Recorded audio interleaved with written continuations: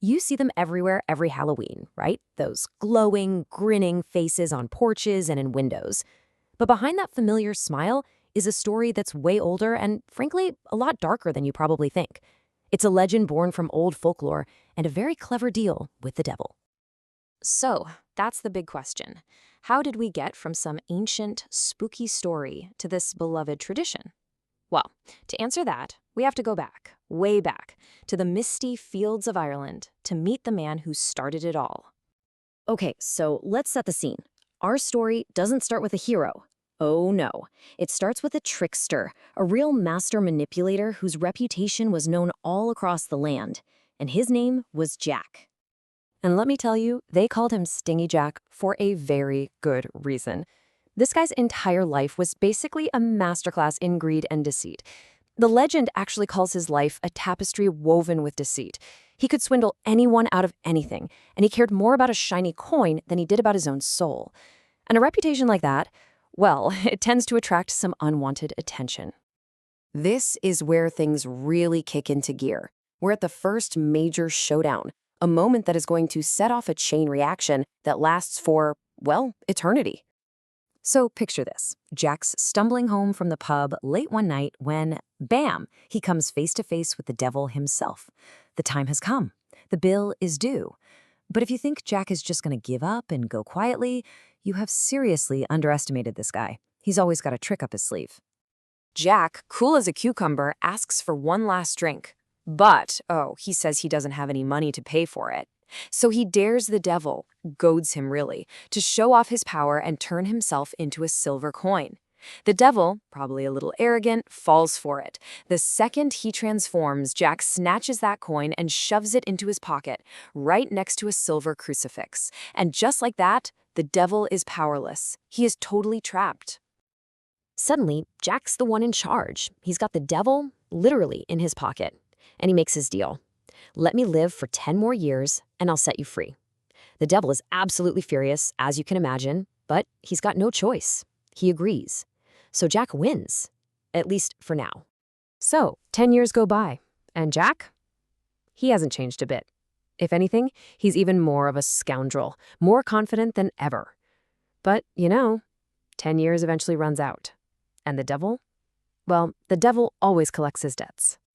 So when the devil shows up again, he finds Jack out in the countryside. And what does Jack do? He pulls another fast one. He pretends to be starving and asks the devil to climb a tree and grab a delicious-looking apple for him. You'd think the devil would see this coming, but maybe he just couldn't believe Jack had the nerve to try it again. So he starts climbing. And it's a trap. The second the devil is up in the branches, Jack carves a cross into the trunk of the tree. The devil is stuck again, high above the ground. And this time, Jack's not just asking for a little more time. This time, he's going for the ultimate prize. He doesn't want another decade. He wants forever. He makes the devil swear an oath that he will never, ever take his soul, period. The devil, trapped and enraged, has to agree. Jack is ecstatic. He thinks he's just pulled off the greatest trick of all time. He's cheated death itself. But of course, nobody lives forever, not even Stingy Jack. His wicked life eventually ends, and his soul is up for judgment. But now, there's a serious problem. Where exactly is a soul like his supposed to go? First, he heads up to the pearly gates of heaven. He probably thinks his cleverness alone should get him in. But nope, he's denied. A life spent on nothing but greed and trickery, that's not getting you a ticket into heaven. His soul is just too tarnished. All right, so if heaven is out, there's only one other option, right? He heads down to the gates of hell. And waiting for him there is, you guessed it, the devil. And you can bet he's still fuming about being tricked twice. But here's the ultimate twist. A promise is a promise. The devil swore he'd never take Jack's soul, so he can't let him in. And right there, that's Jack's final doom. It wasn't sealed by the devil, but by the very promise Jack himself demanded. He's barred from heaven, he's barred from hell, he belongs absolutely nowhere. His fate is just to wander in the darkness between worlds. And this is the moment. This is when the man, Stingy Jack, fades away and the legend of Jack of the Lantern is born. As kind of a final, cruel joke, The devil tosses Jack a single burning coal from the fires of hell. It's not for warmth or comfort, just a single dim light to guide him on his endless journey. Jack, always resourceful, hollows out a turnip he'd been carrying and puts the ember inside.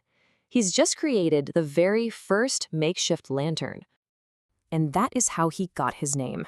People started calling him Jack of the Lantern, which, over the years, got shortened to Jack-o'-lantern, a ghost cursed to walk the earth forever, with nothing but a flickering turnip to light his way through the night. Now, this story became a huge part of Irish folklore. To protect their homes, people would start carving scary faces into turnips and potatoes, putting a light inside to scare away Jack's wandering spirit, and other evil things too. Then when Irish immigrants came to America, they brought this tradition with them, and here they got the pumpkin. It was bigger, way easier to carve, and they were everywhere. And just like that, the protective ritual became the fun Halloween symbol we all know and love.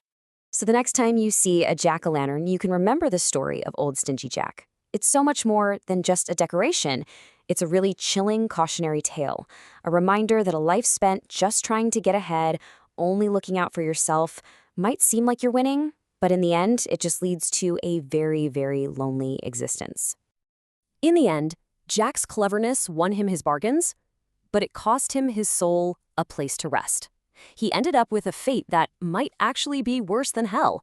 It really makes you think, doesn't it? A soul that has no goodness in it has no true home.